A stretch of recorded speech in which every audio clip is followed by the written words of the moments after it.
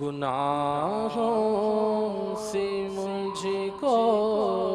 بچایا الہی، بری عادتیں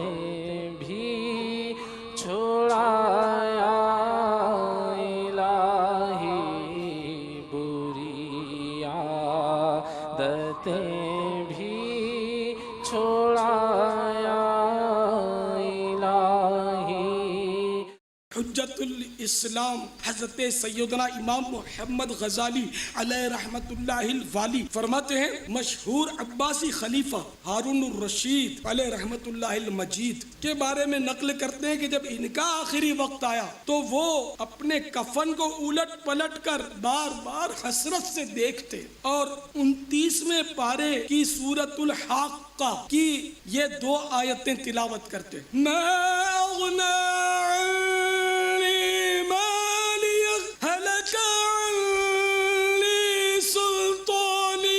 ترجمہ کنزول ایمان، میرے کچھ کام نہ آیا میرا مال، میرا سب زور جاتا رہا۔ اے اپنے سرمایہ پر پھولنے والے سرمایہ داروں، اے غریبوں کو حقارت سے دیکھنے والے مالداروں، اے ظلم کے کوڑے مظلوموں کی پشتوں پر برسانے والے حکمرانوں، اے چوریاں ڈکیتیاں کرنے والوں، اے مال کے بلبوتے پر بے قصوروں کو جیل کی کوٹھڑیوں میں بند کروانے والوں، اے مال کے بلبوتے پر مظلوموں کے خلاف پرچے کٹوانے والوں، کمزوروں کو ظالم غنڈوں کے ہاتھوں پٹوانے والوں، دہشت گردی کا بازار گرم کرنے والوں، اس مردود اور بے تکی کرسی کی خاطر، دنیا کی حکومت کی خاطر اللہ و رسول کی نافرمانیاں کرنے والوں، موت کو مت بھولو، موت تمہارا پیچھا کیے چلی آ رہی ہے، دلا غافل نہ ہو، یکدم یہ دنیا چھوڑ جانا ہے، باغیچے چھوڑ کر خالی زمین اندر سمانا ہے، تیرا نازک بدن بھائی جو لیٹے سیج پھولوں پر، یہ ہوگا ایک دن بے جان، اسے کیڑوں نے کھانا ہے۔ اس دنیا میں آ کر ہم سخت امتحان میں پڑ گئے، ہماری آمد کا مقصد کچھ اور تھا مگر شاید ہم سمجھ کچھ اور بیٹھے، ہمارا انداز زندگی یہی بتا رہا ہے کہ معاذ اللہ گویا ہمیں کبھی مرنا ہی نہیں۔ یاد رکھیے ہمیں یہاں ہمیشہ نہیں رہنا، اس دنیا میں آنے کا مقصد صرف مال کمانا یا فقط دنیا کے علوم و فنون کی ڈگریاں پانا اور صرف دنیاوی ترقیاں حاصل کیے جانا نہیں ہے۔ قرآن پاک میں ارشاد ہوتا ہے، دل کے کانوں سے سنو، افحسبتم انما خلقناکم عبثا وانکم الینا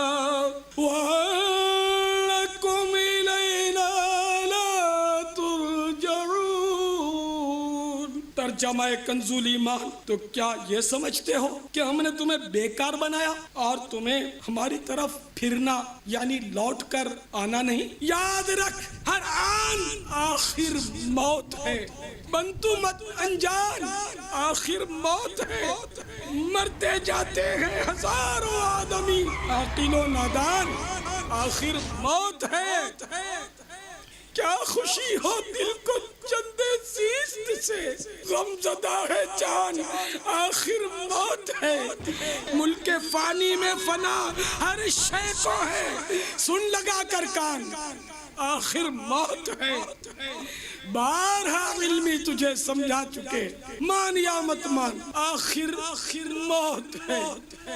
یقیناً اللہ الرحمن جل جلالہ نے انسان کو اپنی عبادت کے لیے پیدا کیا ہے، اگر اس انسان نے اپنی زندگی کے مقصد میں کامیابی حاصل نہ کی اور بروز شمار بصورت خطا کار گناہوں کا انبار لے کر اپنے پاک پروردگار عز و جل کے دربار میں پیش ہو گیا تو دنیا کی بے شمار دولت بھی اسے اپنے رب جبار و قہار کے قہر و غضب سے نہیں بچا سکے گی۔ دنیاوی علوم و فنون، کارخانے، اسلحہ، دنیاوی سورس، منصب، وزارتیں، حکومتیں، صدارتیں، دنیاوی آسائشیں، شہرتیں، قوتیں، دنیاوی عظمتیں اللہ تبارک و تعالیٰ کی بارگاہ میں سرخرو نہیں کر سکیں گی۔ اے اقتدار کے نشے میں بدمست ہو کر مظلوموں پر ظلم کی آندھیاں چلانے والوں، اے دہشت گردیوں کا بازار گرم کرنے والوں، اے کمزوروں کو دبانے والوں، اے غریبوں کا خون چوسنے والوں،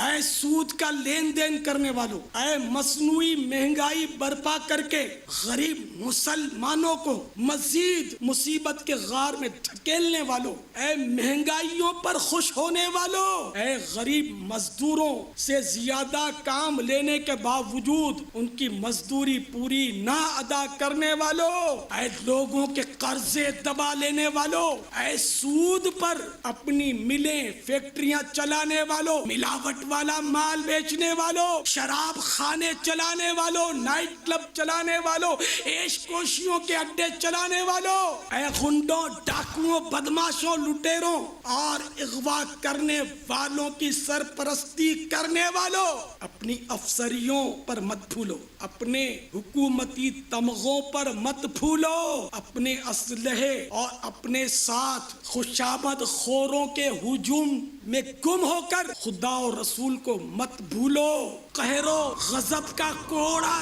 جس دن بلند ہوا تم نظر نہیں آؤ گے، تم دیکھے نہیں جا سکو گے۔ اے ماں باپ کو ستانے والوں، اے فلمیں ڈرامے دیکھنے والوں، اے گانے باجے سننے والوں، اے بے نمازیوں، رمضان المبارک کے روزے قضا کرنے والوں، فرض ہونے کے باوجود زکوٰۃ ادا نہ کرنے والوں، صدقات واجبہ نہ نکالنے والوں، اے غرور و تکبر کے پتلوں، غریبوں کو حقارت سے دیکھنے والوں، مظلوموں کی بے کسی پر مسکرانے والوں، دکھیاروں اور آفت زدوں کو دیکھ کر ہنسنے والوں، تمہاری مسکراہٹ ان قریب چھین لی جائے گی، تمہارے کھلکھلانے کی وجہ سے نظر آنے والے دانت ان قریب قبر میں نکل پڑیں گے، جن بالوں کو سمار کر رکھتے ہو تمہاری کھوپڑی سے وہ جھڑ جائیں گے۔ اے اللہ تبارک و تعالیٰ کے حقوق پامال کر کے مال کو جوڑ کر رکھنے والوں، یتیموں کے مال دبا لینے والوں، لوگوں کے پلاٹ دبا کر بیٹھ جانے والوں، سنو، اگر اللہ ناراض ہو گیا، اس کا پیارا حبیب روٹھ گیا، اگر گناہوں کے سبب ایمان برباد ہو گیا، خدا کی قسم بہت پچھتاوا ہوگا۔ یاد رکھ، ہر آن آخر موت ہے، بنتو مت انجان، آخر موت ہے۔ ہائے اپنی کمزوری اور ناتوانی پر ترس کھائیے، اگر اپنی قوت کو آزمانا ہے تو کبھی جلتے ہوئے چولہے میں انگلی رکھ کر آزما لیجئے۔ وہ دنیا کی آگ جسے 70 مرتبہ بجھایا گیا ہے وہ اس قدر تیز ہے، تو جہنم کی آگ کہ جو اس دنیا سے 69 درجے گرم ہے، اگر جہنم کو بیل کے نتھنے کے برابر کھول دیا جائے تو مغرب میں رہنے والوں کے دماغ اس کی گرمی سے کھولتے ہوئے ابل کر بہہ جائیں۔ ہائے اس جہنم کی آگ میں اگر ڈال دیا گیا، خدا کی قسم برداشت نہیں ہو سکے گا۔ اے میرے مالک، ہم جہنم کی آگ سے تیری پناہ چاہتے ہیں۔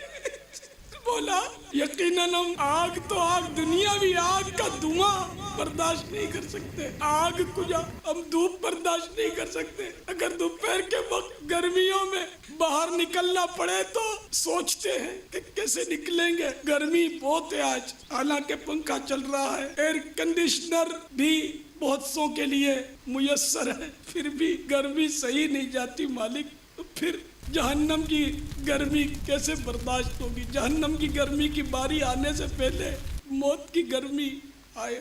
ذرا قبر پر تو غور کیجئے کہ اس میں کھڑا بھی نہیں رہ سکتے، اس میں اب کروٹ بھی نہیں لے سکتے، ایسی قبر میں ڈال دیا جائے گا۔ اور سب سے بڑی تشویش کی بات یہ ہے کہ عقل سلامت ہوگی، جس وقت عقل ہماری سلامت ہے نا، وہ قبر میں بھی سلامت ہوگی۔ तब इसी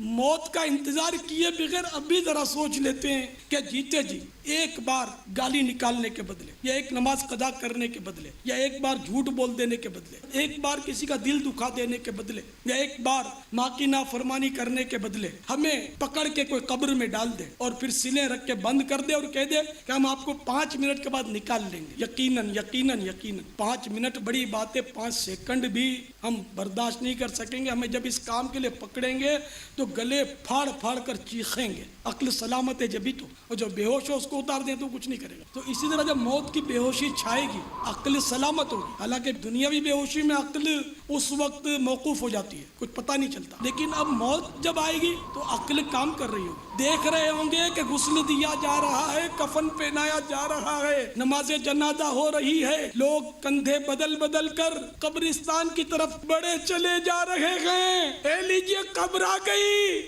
अब पकड़ कर कब्र में उतारा जा रहा है।